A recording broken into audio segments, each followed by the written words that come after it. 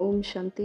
20 मई 2026। आज की मुरली का टाइटल है बाबा ने कहा मीठे बच्चे, अपने आप से पूछो कि मैं कितना समय बाप की याद में रहता हूँ। देही अभिमानी स्थिति कितना समय रहती है। आज की मुरली से प्रश्न है, तकदीरवान बच्चे ही बाप का कौन सा डायरेक्शन पालन करते हैं। उत्तर, बाप का डायरेक्शन है मीठे बच्चे आत्म अभिमानी भव। तुम सब आत्माएं मेल हो, फीमेल नहीं। तुम आत्मा में ही सारा पार्ट भरा हुआ है।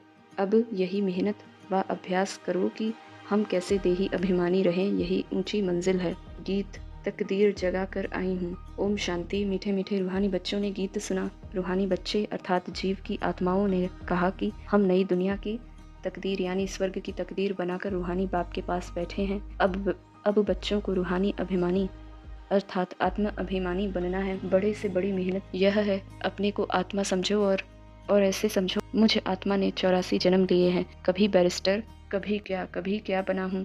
आत्मा मेल है, सब ब्रदर्स हैं, न कि सिस्टर्स। आत्मा कहती है यह मेरा शरीर है, तो उस हिसाब से आत्मा मेल, यह शरीर फीमेल हो गया। हर बात को अच्छी रीति समझना है। बाप बड़ी विशाल महीन बुद्धि बनाते हैं। अब तुम जानते हो मुझ आत्मा ने 84 जन्म लिए हैं। संस्कार अच्छे व बुरे आत्मा में रहते हैं। उन संस्कारों अनुसार शरीर भी ऐसा मिलता है। सारा मदार आत्मा पर है। यह बहुत बड़ी मेहनत है। जन्म जन्मांतर लौकिक बाप को याद किया, अब पारलौकिक बाप को याद करना है। अपने को घड़ी घड़ी आत्मा समझना है। हम आत्मा यह शरीर लेते हैं, अभी हम आत्माओं को बाप पढ़ाते हैं। यह है रूहानी ज्ञान जो रूहानी बाप देते हैं। पहली मुख्य बात, बच्चों को देही अभिमानी हो रहना है। देही अभिमानी हो रहना यह बड़ी ऊंची मंजिल है। ज्ञान ऊंच नहीं है, ज्ञान में मेहनत नहीं है। सृष्टि चक्र को जानना यह है हिस्ट्री ज्योग्राफी। ऊंचते ऊंच बाप है, फिर है सूक्ष्म वतन में देवताएं।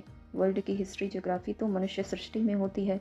मूल वतन सूक्ष्म वतन में कोई हिस्ट्री ज्योग्राफी नहीं है, वह है ही शांति धाम। सतयुग है सुख धाम, कलयुग है दुख धाम। यहाँ रावण राज्य में किसको शांति मिल नहीं सकती। अब तुम बच्चों को ज्ञान मिला है, हम आत्मा है ही शांति धाम में रहने वाली। अगर ऑर्गन्स कर्म करने के लिए, यह ऑर्गन्स कर्म करने के लिए हैं, चाहे कर्म करे चाहे न करे, हम तो आत्मा है।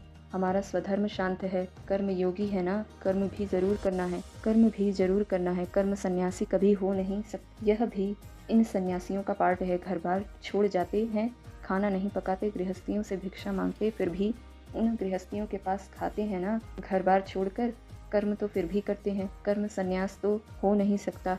कर्म सन्यास तब है जब आत्मा शांति धाम में रहती है, वहाँ कर्म इंद्रियां ही नहीं है, तो कर्म कैसे करेंगी। इसको कर्म क्षेत्र कहते हैं। कर्म क्षेत्र पर सबको आना पड़ता है, वह है शांति धाम अथवा मूल वतन। ऐसे नहीं कि ब्रह्मा में आत्मा को लीन होना है। आत्माएं शांति धाम में रहने वाली हैं, फिर यहाँ कर्म क्षेत्र पर पार्ट बजाने आती हैं। यह है डिटेल की बातें। नटशेल में तो कहते हैं अपने को आत्मा निश्चय करो और बाप को याद करो तो विकर्म विनाश हो जाए। बाप कहते हैं देही अभिमानी बनो। यह है रूहानी याद की यात्रा, ज्ञान की यात्रा नहीं। इसमें बहुत मेहनत करनी पड़े।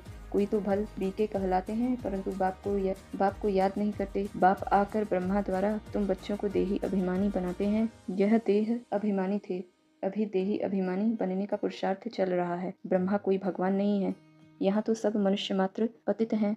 पावन श्रेष्ठाचारी एक भी नहीं है। आत्मा के लिए ही कहा जाता है पुण्यात्मा पापात्मा। मनुष्य भी कहते हैं मेरी आत्मा को तंग नहीं करो, परंतु समझते नहीं हैं कि मैं कौन हूँ। पूछा जाता है हे जीव की आत्मा, तुम क्या धंधा करते हो। कहते हैं मैं आत्मा इस शरीर द्वारा फलाना धंधा करता हूँ। बाबा ने समझाया है तुम हो नन्स, नन बट वन। एक बाप के सिवाय और कोई को याद नहीं करना है। वह नन्स क्राइस्ट को ही जानती हैं, उनके सिवाय कोई को नहीं। तुम जानते हो वर्षा एक शिव बाबा से मिलता है। शिव बाबा तो है बिंदी, वह भी कोई द्वारा ही समझाएंगे ना। प्रजापिता ब्रह्मा तो जरूर यहाँ होगा। बाप कहते हैं इनके बहुत जन्मों के अंत के जन्म में पतित शरीर में प्रवेश करता हूँ। अच्छा मीठे मीठे सिक्की लधे बच्चों प्रति माता पिता बाप दादा का याद प्यार और गुड मॉर्निंग।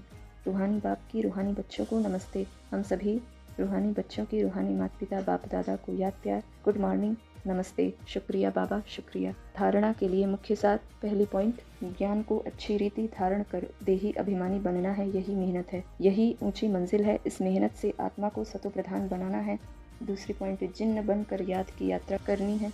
माया कितना भी विघ्न डाले लेकिन मुख में मुलहरा डाल देना, माया से तंग नहीं होना, एक की याद में रहकर तूफान हटा देने हैं। वरदान, साधनों को यूज करते हुए साधना को अपना आधार बनाने वाले सिद्धि स्वरूप भव। कोई भी प्रकार, कोई भी पुरानी दुनिया के आकर्षण में दृश्य अल्पकाल के सुख के साधन यूज करते व देखते हो तो उन साधनों के वशीभूत हो जाते हो। साधनों के आधार पर साधना ऐसे हैं जैसे रेत के फाउंडेशन पर बिल्डिंग, इसलिए किसी भी विनाशी साधन के आधार पर अविनाशी साधना न हो।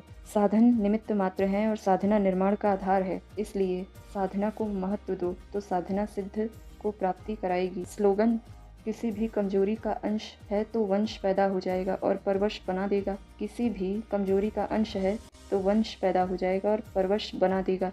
अव्यक्त इशारे, सदा अचल अडोल एक रस स्थिति का अनुभव करो। बुद्धि को एक ठिकाने पर टिकाने की जो युक्ति मिली है वह स्मृति में रखो। हिलने न दो। देह और देह की दुनिया से न्यारे बन।